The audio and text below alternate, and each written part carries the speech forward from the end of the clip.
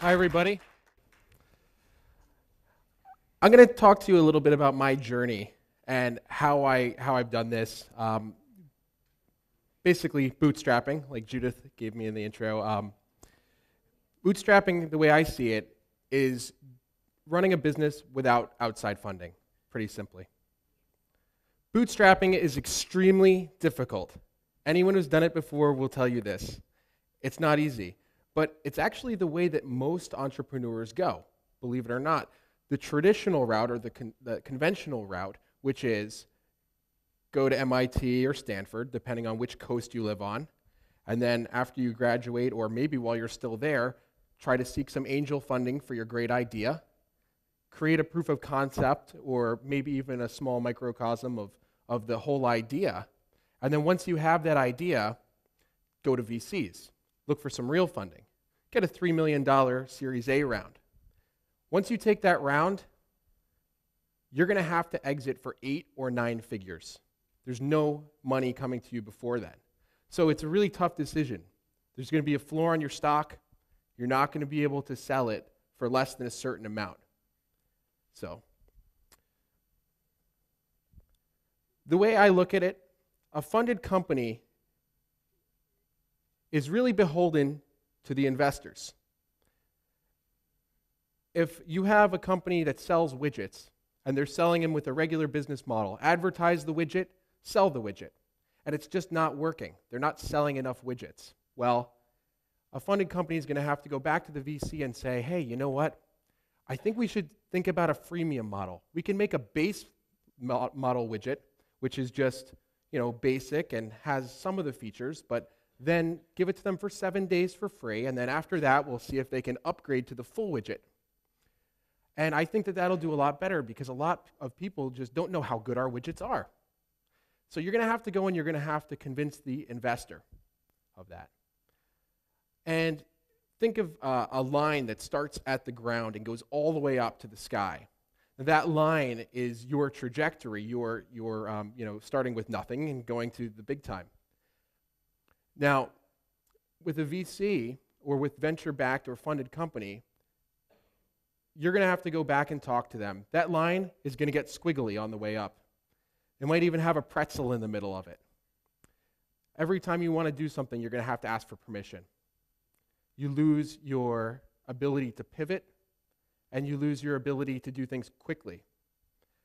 A bootstrap company, on the other hand, might have a widget that's sold on a regular basis, and then they decide that they want to try a freemium model. So instead of going back to the investors, they get a new arrow. And then they want to try an ad-based model. New arrow. 1, 2, 3, no asking, no back and forth, no shareholder meetings. You focus on revenue as a bootstrapped company. That means customer focus. Well, that's the nice way to say it, but it's really you're focused on making money because you don't spend 1 penny at a bootstrap startup that you didn't earn. You're not taking someone else's money and spending it. It's every penny comes in that's going out. So it changes the game a lot. And the ability to execute what you're doing becomes very important. You're telling yourself what to do. You're telling your employees what to do. There's no bigger vision of a VC that they're not trying to sell your company for you. So you have to do all that yourself, yes. You have to be able to execute. And I always tell entrepreneurs when they talk to me that the difference between their pipe dream that they have and reality is, and making it happen is actually execution, the ability to execute. So if you can't execute, don't bother. Sorry. If you don't execute in your normal life, you're not going to be able to execute as an entrepreneur. You have to be the kind of person who can get stuff done. And if you can't get stuff done, if you deliberate about what color shirt you're going to buy for 3 days before you get one, you're not going to be able to execute. You're going to have to make decisions that are double-edged swords, catch-22s every day. And you're going to have to sometimes make a decision where you don't know if it's the right decision, but you just have to make it because that's your advantage, is being able to do things quickly. The other day I was at a event in Newark with the lieutenant governor and a bunch of other startups, and The point of it was try to figure out how the government can actually help startups. And one woman there was saying that she couldn't get good people to work for her startup. And she was complaining about the benefits and the high salaries that big companies are offering. And I said, that's really not true. You can get people to work for you. I said, do you have a stock pool or stock options for your employees? And she says, no. And I said, well, you need that. How can you expect your employees to work for less when they're not getting anything more?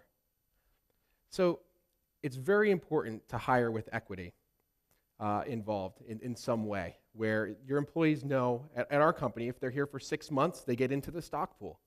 If they're here for a year, they're vested even more. And if they leave, they're out. So they stay. We go through 100 resumes to do 10 interviews to do 1 hire. If you walked out onto the street, would you pick 1 out of 10 people to work for your company who are going to envision things the way that you envision them, who you're going to believe in, who are going to believe in you? Well, if you're a bigger company, it's okay, but if you're a small startup, you need people who are the best, and you're not going to find them with a ratio that's not similar to this.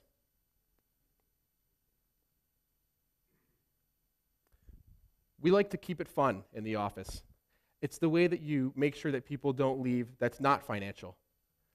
So if you don't have a ping pong table in your startup, I suggest that you get one, because a ping pong table costs a couple $100, but people will stay after work, they'll play ping pong together, and guess what they'll talk about? Well, yeah, they'll talk about stuff that they shouldn't talk about probably, but they'll talk about work. They'll talk about what's next. They'll talk about what they're going to do tomorrow, how they're going to make it better. And that's really, really important. We also like to make sure that everybody at the startup feels like they're friends with each other. So it's more of an extended family than it is an employee-employer relationship. Everybody's family in the startup. We take care of each other. Now, I wish that I had someone to teach me this when I was starting off, but I'm going to teach all you guys. Time wasters are a huge thing to watch out for. When you have your startup, your most precious asset is time. If you had an idea 3 years ago and were able to launch it, 3 years, we thought of Siri 3 years ago and we launched it 3 years ago. Well, the time's gone now. You can't do it again. Time wasters will take that time and squander it. The way we define a time waster is any person who comes to you with a business proposition or who comes to you who is not a proven executor, who can't do what they say they're going to do, or they're a pipe dreamer. They are not going to be able to actually help your company. They might come and say, we have this great idea, and it may be a great idea, but you have to ask yourself, will this actually happen? Can this actually happen? And if not, it's a time waster. Leave it alone. You actually need a pitch to get rid of time wasters. I like to say that, we're just short on resources, which is absolutely true, and we can't help you. We're sorry. Vultures. Now, I could tell you that, the way that I define a vulture is anyone who makes money off of you, who collects fees or does services for you that does not care about your success. That is a vulture. There's no way you can group vultures into one type of profession or one category. It's just not possible. We had a lawyer who was the greatest guy in the world. He was like Jerry Maguire. He did everything for free for a year and a half for us, just because he felt like he should give back. Really good guy.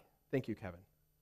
And we've had accountants who have spent all Sunday night preparing documents for me and financials for me to go into a meeting the next day with a tier 1 where they needed numbers and I didn't have them ready. All weekend long they worked. So you can't group anybody into that category, but I'm going to tell you a little story about an incident that I had, very, very personal story I've never shared before. When we were first starting off, we launched this product called Drive Safely. And it started taking off. It started doing well. And someone came to me and they said, you know what you need, Heath? You need PR. You need really good PR. And I said, absolutely. So they introduced me to this guy, and he had a PR firm, and they were pretty good. And I've seen stuff that they've done before for big companies, and it looked good. And he said, we're going to get you an article from David Pogue, Walt Mossberg. We're going to get you on Oprah, all this kind of stuff. And I'm like, yeah, this is great. So even though it was a really expensive monthly fee, I figured it would be well worth it because I figured that we were going to be able to make that fee up and then some. As soon as we started getting more users, we were going to make more money. And, he started doing the job. I signed a contract without really reading it, which is a huge mistake. And the next thing I know, it's Sunday morning. I walk into Starbucks to order my solo venti non-fat, no wet pepper white mocha, and well stirred. And I see out of the corner of my eye, distracted driving. And it was the New York Times on Sunday. And I thought, this is our thing. This is our invention. They're saying distracted driving, and then I saw app, and I'm like, okay, great. Let me grab it, pick it up, read. There's our competitor's name with a copycat application right on the front page of the New York Times. I wanted to cry. My heart dropped down to the floor. I felt like I was dying. I thought, we're finished. Everyone's going to think that we're the copycat now because the New York Times is writing about this guy. How is this possible? We invented this stuff. So I watched really carefully the download numbers of our competitor, and there was a blip. It went up a little bit, but then it went right back down. And I thought, that's the front page of the New York Times? That's what it does for your downloads? I said, I'm in trouble with this PR guy. At that time we were making $1,000 a day. We had 12 employees, 10 guys including me and 2 girls. So we weren't making much, to say the least. And I promised this guy $10,000 a month. So I called him up. I said, listen, we have an issue. This is not the right fit for my company. You need to help me. You need to let me out of this contract. And he, said, well, I'll come down to your office and talk to you. So he came down, and we're sitting in my conference room, and he's, showing me charts of all the work that he's done and how many impressions he's gotten me and how great it is. And I said, no. I said, you don't understand. I said, I can't afford you. You're going to crush my company. You're going to suffocate us. I know you're doing a good job at what you do, but what you do does not help me. We've seen this. We've seen our competitor get a front page article in the New York Times. Nothing. Legitimacy, yes, but nothing else. No downloads. It doesn't translate well. You can't go from one platform to another platform, newspaper to mobile app. It doesn't work that way. So I said, you have to let us out. And he said, sorry, you signed a contract. Said, it's a couple of years, $240,000 minimum. You already owe me $25,000 for this month because of your media training. It was really expensive, so I could learn how to talk to people. And I thought, this is the moment where my ship is going to sink. And that's where it's really important for all entrepreneurs to realize that you have to take charge of everything, and you have to have this, cojones. I threw back my shoulders, I puffed out my chest, I pushed myself back from the table, and I said, no way is this going to happen. No way are you taking my company down. Not quite so eloquently, but